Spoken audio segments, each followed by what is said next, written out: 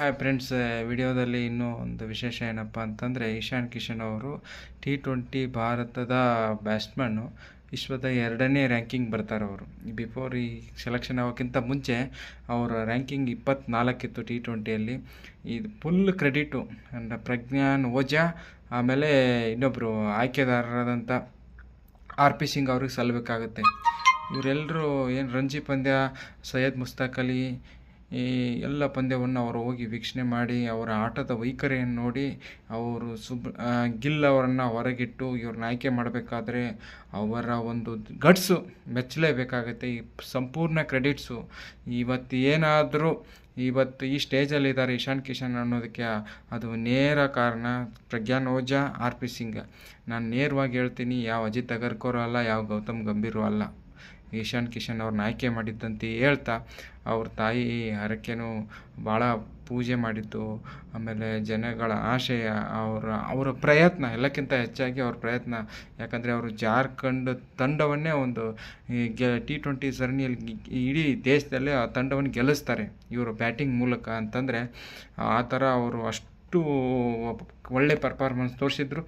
ಏನಕ್ಕೋ ಗೊತ್ತಿಲ್ಲ, ಅವ್ರನ್ನ ತಂಡದಿಂದ ಏನಕ್ಕೆ ಹೊರಗಿಟ್ಟಿದ್ರು ಅನ್ನೋದು, ನನಗೆ ಏನೋ ಮಾತಾಡಿದ್ರು ಅನ್ನೋ ವಿಚಾರಕ್ಕೋ ಏನೋ ಟ್ರೈನಿಂಗ್ ತೊಗೊಂಡಿಲ್ಲ ಅನ್ನೋದಕ್ಕೆ, ಅದನ್ನ ಬಗ್ಗೆ ಈಗ ಜಾಸ್ತಿ ಚರ್ಚೆ ಬೇಡ.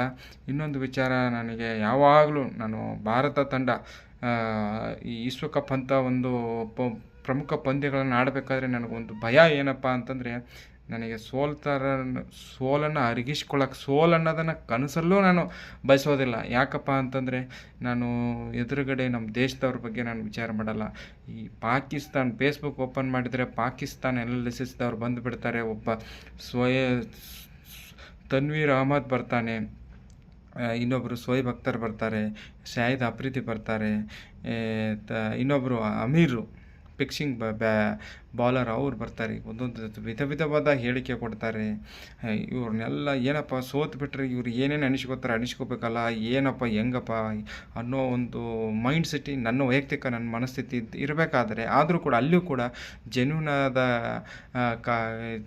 ಅನಾಲಿಸಿಸ್ ಮಾಡೋರು ಇದ್ದಾರೆ ಅಂತ ಹೇಳ್ತಾ, ಕೇವಲ ವಿರಾಟ್ ಕೊಹ್ಲಿ ಅವರು ಕೇವಲ ಇಡೀ ಅವರ ವರ್ಲ್ಡಲ್ಲೇ ಕೇವಲ 12 ಜನನ ಅವ್ರು ಫಾಲೋ ಮಾಡ್ತಾರೆ. ಅದರಲ್ಲೂ ಒಬ್ಬ ಪಾಕಿಸ್ತಾನದ ಒಬ್ಬ ಅನಾಲಿಸಿಸ್ನ ಅವ್ರು ಫಾಲೋ ಮಾಡ್ತಾರೆ ಅಂದರೆ ಅಲ್ಲೂ ಒಳ್ಳೆಯವರು ಇದ್ದಾರೆ ಅಂತ ಹೇಳ್ತಾ, ಈ ದಿನ ಮೊದಲ ಏಕದಿನ ಪಂದ್ಯ ಢಾಕಾದಲ್ಲಿ ವಿಶ್ವಕಪ್ ಸೋಲಿನ ನಂತರ ಪಾಕಿಸ್ತಾನದವರು 30.4 ಓವರ್ಗಳಲ್ಲಿ ಕೇವಲ 114 ಕಾಲ್ಔಟ್ ಆಗ್ತಾರೆ. ಫರಾನ್ ಅವರು 27 ಹೊಡೆದರೆ ಅಶ್ರಫ್ ಅವರು 37 ಹೊಡಿತಾರೆ. ಇನ್ನೊಬ್ಬ ಬಾಲರ್ ಬಾಂಗ್ಲಾದವರು 24ಕ್ಕೆ 5 ವಿಕೆಟ್ ಹೋಗಿದ್ದಾರೆ, ರಾನಾ ಅಂತ ಹೇಳ್ಬಿಟ್ಟು. ಇನ್ನು ಹಸನ್ ಅವರು 50 ಹೊಡೆದು ಪಂದ್ಯ